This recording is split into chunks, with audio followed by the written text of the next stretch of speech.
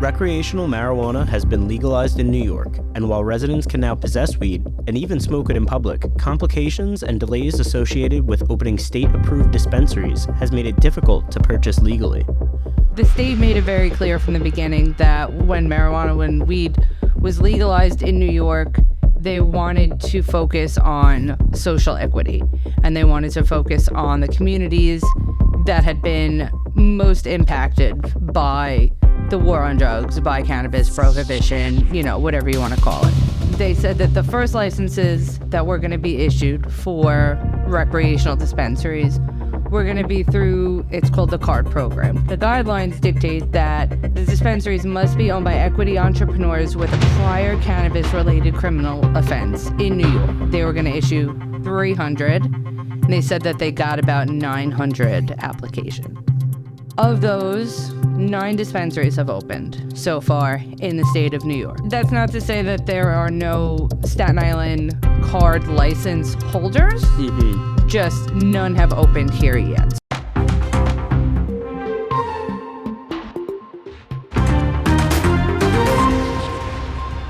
Welcome to the Staten Island Advances from the Scene, a podcast bringing you an inside look at the biggest stories on Staten Island with the reporters who cover them. I'm your host, Eric Bascom, and this week I'm joined by Staten Island Advance public interest and advocacy reporter Kristin Dalton to discuss the state of recreational marijuana in New York and the upcoming opening of Staten Island's first dispensary. Thanks for joining me today, Kristin. It's always a pleasure having you on, and I'm excited to talk about this topic that you and I actually discussed a few years ago on like a smaller kind of mini podcast series that we did at the Advance when our neighbors in New Jersey were in the process of legalizing weed. Feels like a long time ago, doesn't it? It does. I was going to say I vaguely remember that. But yeah, I'm excited to be here and talk about, what's been going on with the state and where we're at and what that means for Staten Island.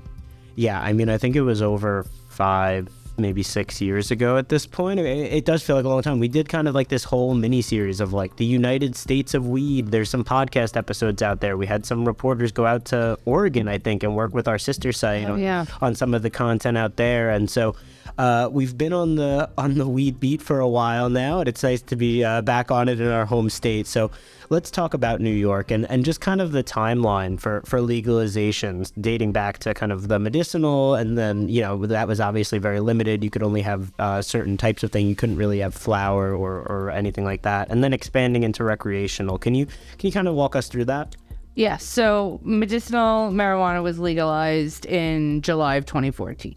Cuomo was governor. He signed that. And when the medical program rolled out, it was very restrictive, if not, one of the most restrictive programs in the state. The qualifying conditions list was pretty small. I mean, it covered the really, really big things. So when you talk about people who have terminal cancer and really, really severe medical conditions, and in a lot of cases, end-of-life care, right? So that's what qualified at that time. And it was not smokable. So, tinctures, oils, things like that. Over the years, the program expanded a bit more.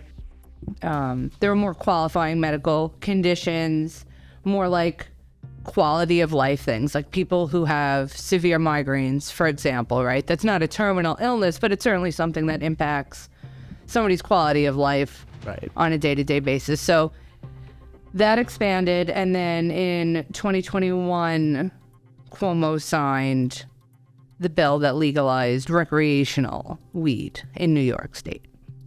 Yeah, and so that's what I want to talk about, and just kind of some of the logistics and kind of digging into that legislation. And it's one thing to say, okay, weed is legal now, right? But what does that mean exactly? There's obviously still limitations on certain things. So can you walk us through some of kind of the highlights in terms of like, how much weed can you have on you? Can you smoke it in public? Are you allowed to do waxes and oils, things like that? Growing at the house, that kind of stuff. Right, so when it was first legalized, when that bill was first signed by Cuomo, there really wasn't a ton of guidance, like you're, saying. The state really wasn't 100% sure of exactly how it was all going to work. They still needed to start the office, the state office of cannabis management, and elect people to the cannabis control board that would then go on to make all of these regulations. And just like a lot of other things in the city and the state, once regulations are proposed, they go through a public comment period, then it goes back to the state, then things are finalized, they're voted on. So that took a bit of time.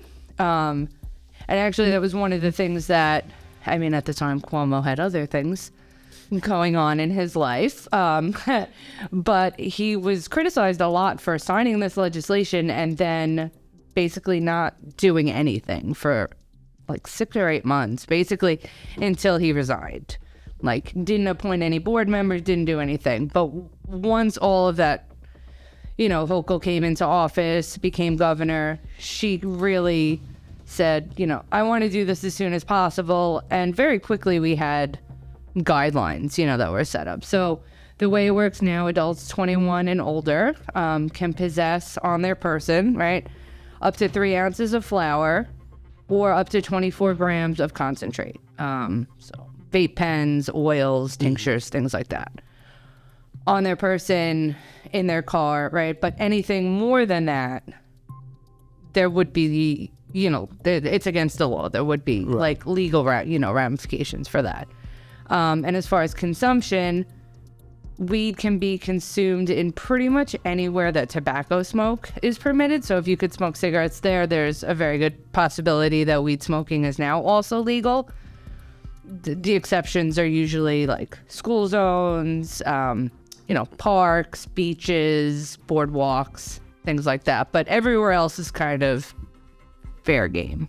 Yeah, and the parks and beaches, those recently, not recently, but a few years ago as well, tobacco, you can't smoke there either. So from what I understand, it really is anywhere you can smoke a cigarette, you can smoke weed, which I think is interesting in to some degree, because you see sometimes out in New York City now, just on the sidewalk, people smoking weed, which, like, not saying that there's anything wrong with that, but then there's people walking by with their stroller and their kid and their dog and their whatever. And so it's like, it's come to this point where it's like I think for a lot of people, it's like a common courtesy thing maybe, or you dip off to the side, right. you wait to hit it until people walk past.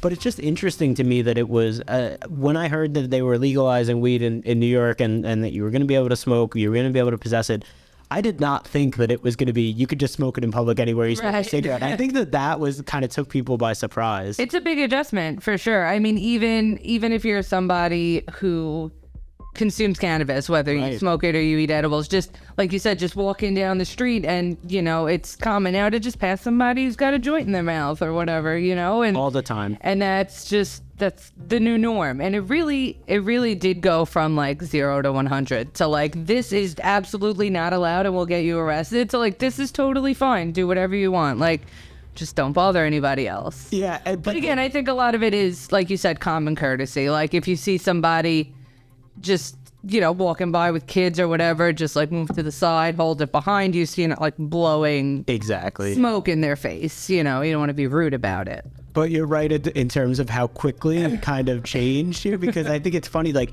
you said, it took them a while to really implement the exact guidelines and what it was going to look like. But as soon as people heard that it was legal, you could just walk through the streets and you would be, obviously Staten Island's a little bit different, but if you're in Brooklyn, you're in Manhattan, you're in some of those other more densely populated areas.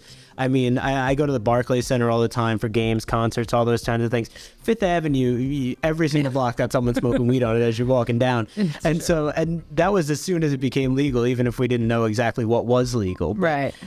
So I thought that's kind of interesting, but it really has kind of shifted the culture in that way. Right. And those are also like some of the most clear guidelines too, right? Everything is like 3 ounces, 24 grams, this, that, the New Yorkers were like, heard you can smoke outside, and like immediately went outside and smoked. Exactly. It's just like very clear, right to the point. I'm going to go outside and light up. I don't have to do it like hunched over in my backyard, hiding away from like the public anymore. Hoping that they don't call the cops on you. Yeah. What about growing weed? Can you grow weed at home right now, or is that still something that's kind of up in the air? So adults in New York, same thing. Whenever they say adults, it applies to 21 and over. You can grow up to 6 plants at home for personal use, 3 mature plants and 3 immature plants. It said that like those rules are subject to change. I haven't really seen anything else that said whether or not it was. It said it was going to be implemented later on. Right. But I haven't heard, as far as I know, they have not changed like those guidelines at all. We'll be right back. The Mayor of Maple Avenue is a powerful multi-part podcast about Sean Sinisi, a victim of former Penn State football coach Jerry Sandusky, who was arrested 10 years ago for numerous child sexual abuse charges. The podcast series is written and hosted by Pulitzer Prize-winning reporter Sarah Ganim, who takes listeners into the world of addiction rehabilitation, where society can be quick to celebrate the consequences for abusers while not addressing the needs of their victims. Subscribe now to The Mayor of Maple Avenue wherever you get your podcasts. So let's talk a little bit about the dispensaries, which is something that I mentioned in the open there, where, you know, we have legalized weed now for, you know, a while. I mean, I guess technically 2 years, but the guidelines took a little longer to come through. But there's still really not many dispensaries open yet because there's been this whole complicated process and only certain people can apply to open dispensaries early on. So can you just kind of walk us through some of that and some of the issues that they've had in terms of getting these up and running?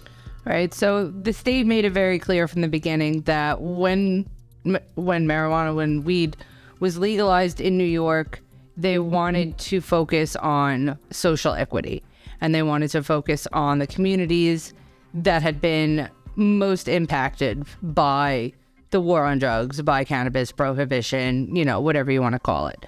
So they said that the first licenses that were going to be issued for recreational dispensaries were going to be through, it's called the CARD program, Conditional Adult Use Recreational Dispensary. Those were the license, and that those license, the guidelines dictate that the dispensaries must be owned by equity entrepreneurs with a prior cannabis-related criminal offense in New York. So if you got arrested in another state, but you live here now, it doesn't count, right? So it had to be in New York. Initially, they said that they were only going to issue 150 of those licenses. A few months ago, they announced that they were doubling it. So instead of 150, they were going to issue 300. And they said that they got about 900 applications just for those 300 licenses. Of those, 9 dispensaries have opened so far in the state of New York. 3 are upstate, and the rest are in Manhattan. All in Manhattan. None on Staten Island yet, right? Because that's another thing that I know that you've been really reporting on and covering, just trying to get this first one, you know, what's going to happen when this first one opens here. Yeah, so so it's, when I say the state, it's the State Office of Cannabis Management, OCM. They have actually been getting a lot of criticism because 4 or 5 of those dispensaries are in like a 3-mile radius. Like they're all like within walking distance of each other in Manhattan. Oh, I'm sorry. There's one in the Bronx. The rest are in Manhattan. Yeah, so they're like all in the same area. So there's none in Staten Island. There's none in Brooklyn. There's none in Queens. Everything so far is in Manhattan on like a stretch. Yeah, so you're not really covering a large piece of the city there. And that's not to say that there are no Staten Island card license holders. Just none have opened here yet. So far, for whatever reason, the only ones that have opened so far have been the ones in Manhattan and then that one in the Bronx. Yeah, and so you had done some reporting on one on Staten Island that we thought was going to be opening relatively soon, but it doesn't seem like that's going to be the case anymore. They had hoped to, on the South Shore, right, to open by Memorial Day, but now we're only, you know, a couple weeks out from that, and it doesn't seem as though they're really in shape to keep to that timeline. So can you talk to us a little bit about some of the complications that they've had? So I'm not going to give everything away because I'm going to make you guys read my article because I'm still working on it. Sure thing. What we do know so far is that the owner, this license holder of a proposed dispensary in Charleston on the South Shore, went in front of the community board back in March and, you know, made himself available for questioning. He said, hi, you know, I was granted a license. This is the location that I am leasing. I'm working with the state to open it. And that was it. You know, he made himself available for questions. he did get a lot. Some people weren't too thrilled about it. But since then, I've been in touch with him, and he said, that they're just still waiting on some stuff from the state in regards to the location, because the state literally has to approve every single step of the process, so you get your application, you fill out the application, you get awarded your license, you look for a location, the state has to approve the location. Then, you get your construction company, you get design to build out, the state has to approve that. Then they start the construction. Once that's done, again, it needs more approval. So he said he was still waiting on some paperwork, but a lot of it's just up in the air. What he does know is that it's unfortunately not going to be open by Memorial Day like he had initially hoped. Gotcha, yeah. And so it sounds like there's really just a lot of bureaucratic red tape to go through these things, as is often the case, especially in your area of reporting, right? I feel like everything that you write about is really just, it's being held up by the state for X, Y, and Z. Definitely, and I think that, not that I am or I'm not cutting the state any slack, just in general, though, in regards to this, I mean, we're talking about a program that is brand new, right? Yeah. And so, I know that a lot of people that were involved in writing this legislation and the people on the board, they went to other states, they looked at how their recreational programs were being run, and then used that and the social equity concept to really outline how New York was going to do things. But at the end of the day, this is still a brand new state agency. I mean, the state agency only is, 2 years old now, right? So we're talking about a brand new state agency, a brand new program that's statewide, a lot of different agencies within that one agency doing different things for the first time. So I think some red tape, I don't know if red tape, but I guess some delays were definitely to be expected here. But it certainly seems that some things could have been avoided.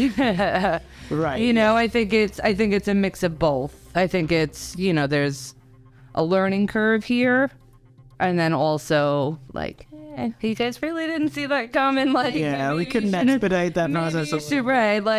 Did they have to jump through so many hoops? The process definitely could have been shortened a little bit. Yeah. And so our colleague Paul Leota also had an article come out Wednesday talking about another new dispensary that's supposed to be opening. This one more on the North Shore. Well, I guess it's in Meiers Corner, North Shore, Mid-Island. It's always kind of in between. But if you know where the tanning loft is on Victory Boulevard, right over by Victory and Jewett, there's going to be one there. They also kind of sent out they had the owner and operator at a community board meeting recently to talk to some, field some questions, talk to some people. And I don't know if you've ever, been to any of these weed dispensaries in other states, right? Because obviously in New York, we're really only have a few operating, but some other states in the nearby and, the Northeast. I've been in Nevada and Las Vegas. Oh, there you go. Yeah. And, there's some up in Maine and Massachusetts, things like that. And so I think it's interesting just for our listeners who don't really know what this is like. And obviously it varies depending on where you are. But I was blown away by the, what it was like in there, and it was very official. Everyone, they had their little bud tenders, they called them, which are baristas. You go up to the counter, they give you a menu, you get to look through all the different things that they have. You go around, they have, obviously different smokables, things that you can smoke things out of. They have edibles, they have vape pens, they have all this different stuff, but it doesn't give off the feel of, it's a much different experience. It's not what you think a weed dispensary is going to be. Right, exactly. I have to say, it was very sterile, the ones that I was in, it's very Apple Store. It is exactly that. That's the same impression that I got. Even right down to the point of sale computers where everybody's using iPads now, and they'll literally flip it over, flip it around. Right? But it is, yeah. And I have to say, just and it's interesting because in Nevada and Las Vegas, the two dispensaries that I went to, one was on an Indian reservation. Oh, interesting. And one was not. Mm-hmm. So one is controlled by the state and the other one is not. And there's no taxes when you go to the Indian reservation. Yes. Right? So there's no taxes. But it was a very different experience. And into what you're saying, the one on the Indian reservation was a lot more laid back, like walking into a bodega, like everybody was not dressed in uniform and they still had like, you know, an iPad, but they had product actually out in cases for you to see. They would show it to you. Whereas the state-controlled dispensary, and that's how things in the back room. Right, everything's in the back room. There's pictures, there's menus, there's iPads that you can look at. The only thing really on display was like pipes and papers and things like that, but like none of the actual product, none of the actual flower. So it's two very, very different experiences, but the ones that are opening are sterile, not what you think your experience is going to be like. Right. And you mentioned that the one on the Indian reservation was almost like kind of walking into a bodega, and that's something that, you know, the city and the state has been struggling with recently. Is right now you could walk into pretty much any bodega or vape shop in New York City and also buy weed illegally, of course. And they advertise it. Yeah, truly. There's like fake signs out front. Yeah, the names on some of them are like making it very clear what they have available there. Yeah. So, some of them have kind of like a back curtain that they pull up and then everything's there. But then there's other ones, like you say, who just have it out in front of people, and like it's in the display case, which is like a really brazen and kind of reckless, I think, in that way. And these people are, of course, selling that stuff because, well, the product is legal, right? But they're not licensed to sell it. So they're illegally selling a legal product, which is this whole weird thing. And so the state and the city are obviously trying to kind of crack down on this because they want their tax money, right? Because the weed is going to be heavily taxed when it's coming from the dispensaries. I'm not sure exactly what the tax rate is on that. I can pull that up. I actually did something. I did something on that where I compared all the different states. The states where it was legal. Yeah, hold on. I can get you. Yeah, no worries. But I just think that, you know, obviously we've seen things. Our colleague Joseph Ostapiuk has taken some tours with the sheriff's office where they have gone and busted up busted up is a strong term, but you know how people talk. Yeah. Anyway, they go in there, they seize all their product, they give them a fine or a summons, or in some cases I think they're liable to shut them down. And so, you know, this has obviously been a big thing now, but there's so much of it that I really don't know that they can shut them all down, because like I said, you could walk into 100 different places and find this probably just on Staten Island, and then you move to other boroughs and it's even more than that. So I think for a lot of these people, it's worth the risk from them. You know, they kind of factor the fine or the, you know, let's say that they get raided, whatever, their product is seized. They're making, in a lot of cases, a lot of money, and kind of just factor that into the cost of doing business, right? The same way that, like, trucking companies factor, you know, fines and tows and all of that. Double parking tickets. Right, just into the cost of doing business, and it doesn't really hurt them that much. And I think that is a lot of what's happening here, that, you know, these people are just like, well, you know, we know we're going to make money. We know that there's a market for it.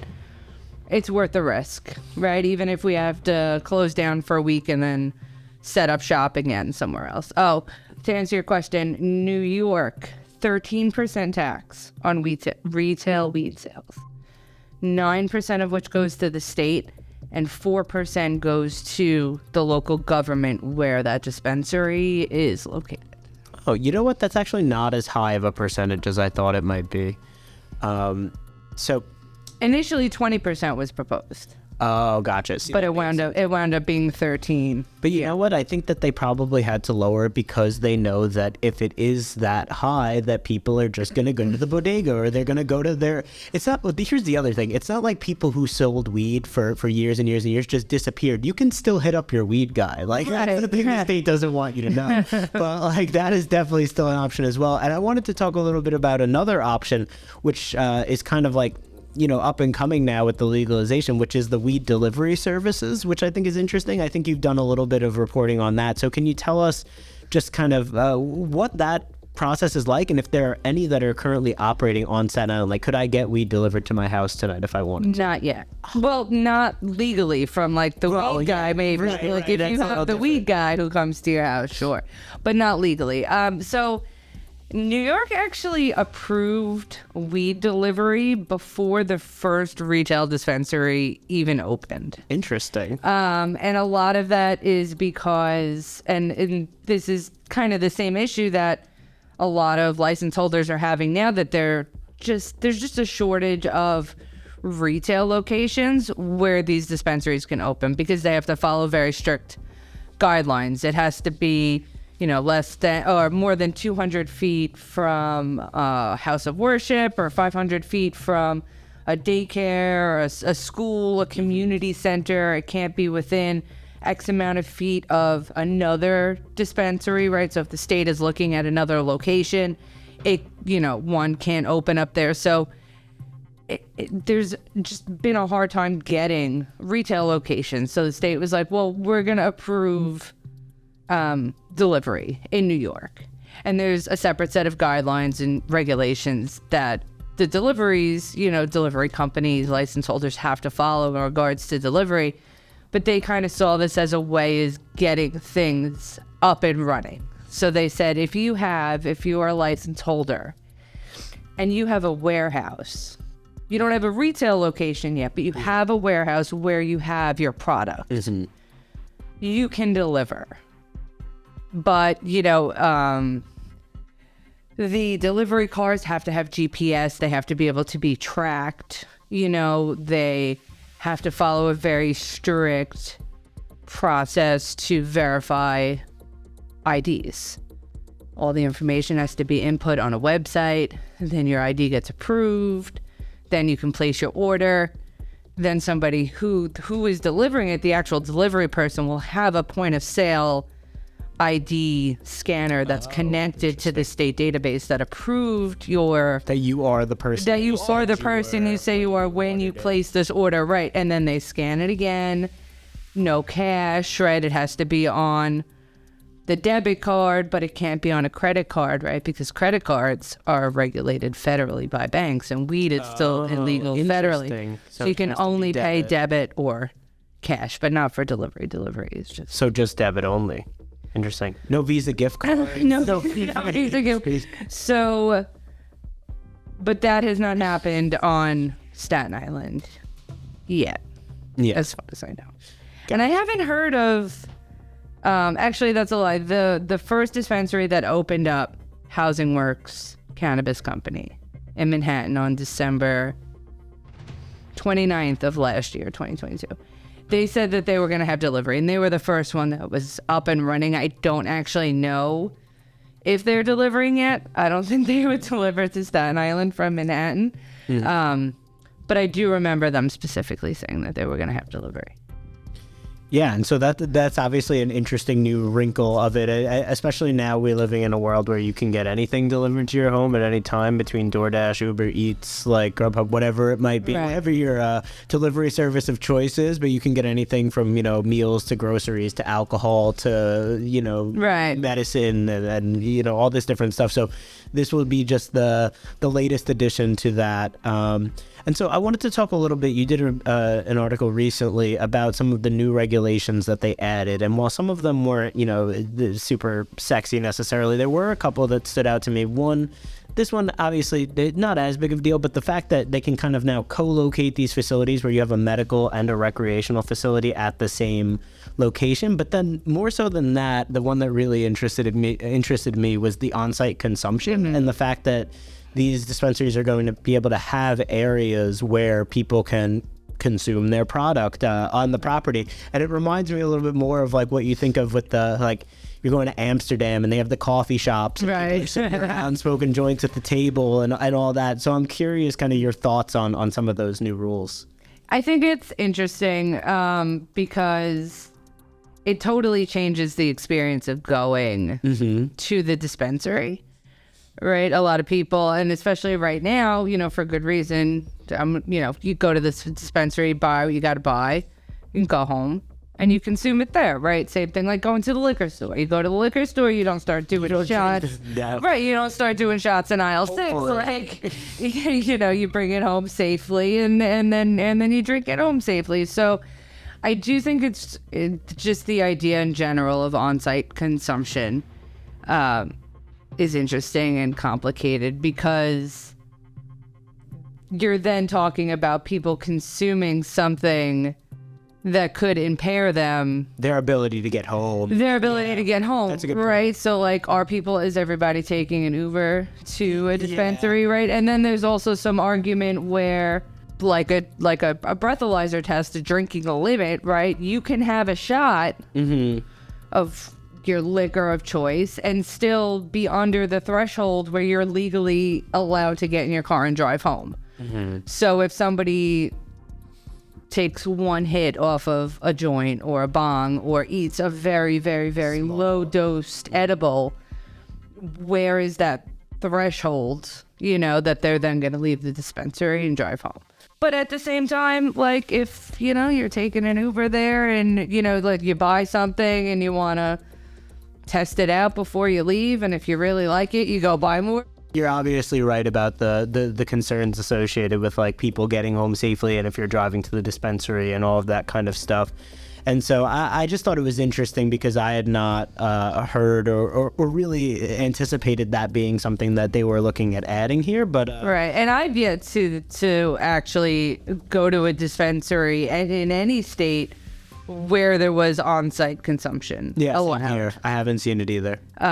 So I can't speak to, like, what other states are doing. Like, do they have a security guard there that's watching everybody? Like, hey, buddy, you're not getting in your car. You got to call an Uber. Like, what are the rules? Like, I don't know how that works in other states, but that has been a big issue that I've heard from some other people, is the whole driving while impaired aspect of it. Yeah, absolutely. And so one last thing I wanted to touch on before we go. I'm curious, just kind of, because you've been reporting on this for a while now, you're kind of our main person on this this topic. So I'm wondering what you've been hearing from the community in terms of, like, when you're covering these meetings, or if, sometimes we get people who reach out to us via email after we publish an article. And so I'm curious kind of what the residents are thinking, if we've been getting some pushback or anything there.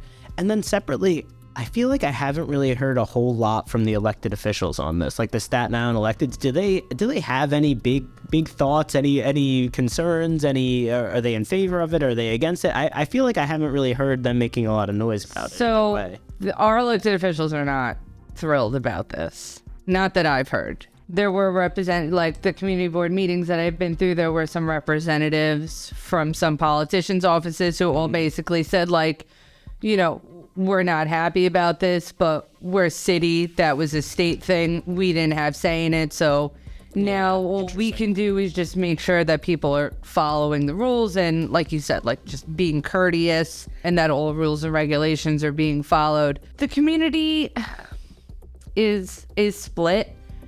I think a lot of it comes from, I don't know if ignorance is the right word, but either being misinformed or not having a ton of information about what's going on. Right.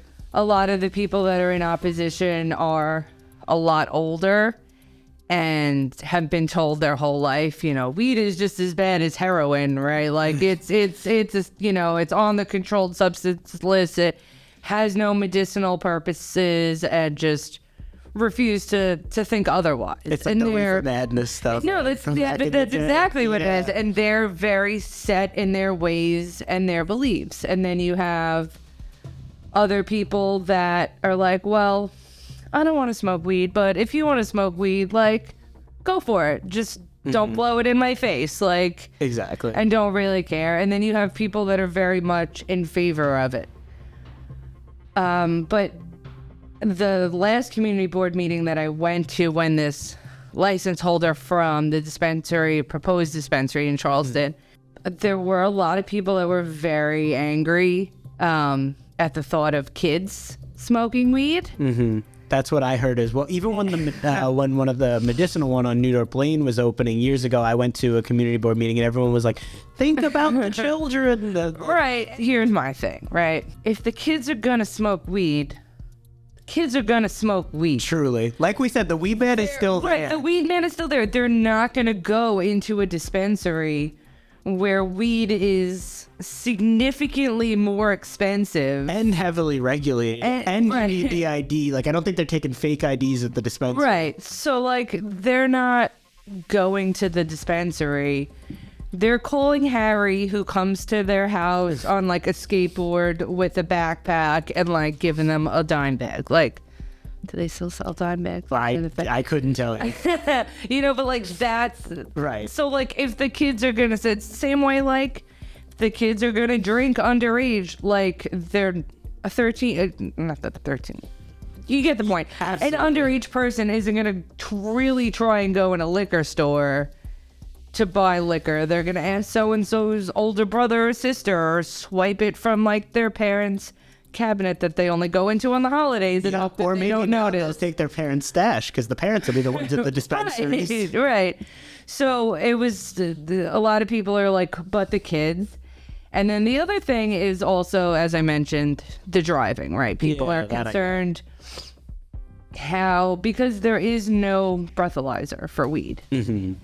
Any tests that you take show positive, even if you did it once 3 months ago, right? Because weed takes just so long to come out of your system. Yeah. There's no way to really show that somebody is actively high. It's gonna be like, how red are your eyes? Right. So the cops have, the cops have been saying, like, we just use our judgment. Does the person smell like weed? Are they slurring their words? Are their eyes red? Did they get pulled over and there's a joint in the ashtray that's like on their dashboard, like that kind of stuff. So that's also a concern too. But, you've got advocates and people who consume weed. Well, do you get mad when a liquor store opens in your neighborhood? Like, yeah, even if you don't drink. Right. Even if you drink. Are you protesting the liquor stores? Are you standing outside of bars? So I understand the concern, but a lot of people are just calling out the hypocrisy. Like some guy was like, oh, when I was at the community board meeting, he like stood up and he was like, if you smoke weed, you're a loser. And somebody was like, well, like... Got a lot of losers in New York now. Right, like, you don't come home after a day of work and have a glass of wine or, like, have a beer or have a drink. Like, why is this any different? Yeah, totally. And I think what you led with on that topic is right, in that you're always going to have people who are in favor of it, people who are against it, and people who are like, well, it doesn't really affect me, so I don't really care either way. Just be safe, right? I don't care. Just be safe and don't bother me. Like, yeah, exactly. Well, thank you so much for joining me today, Kristin. It's always great having you on to chat. Yes, I am happy to be here and share what I know. And like I said, there's going to be hopefully an update this Saturday. So a day after you're listening to this, hopefully, I will have more information on what's going on with Staten Island. But I'm happy to come back anytime. Sounds good. Thank you so much. Thank you for listening to the Staten Island Advances from the Scene. If you like what you've heard, please make sure to rate and subscribe wherever you get your podcasts, and visit SILive.com for the latest on all these stories and more. Thank you for supporting local journalism.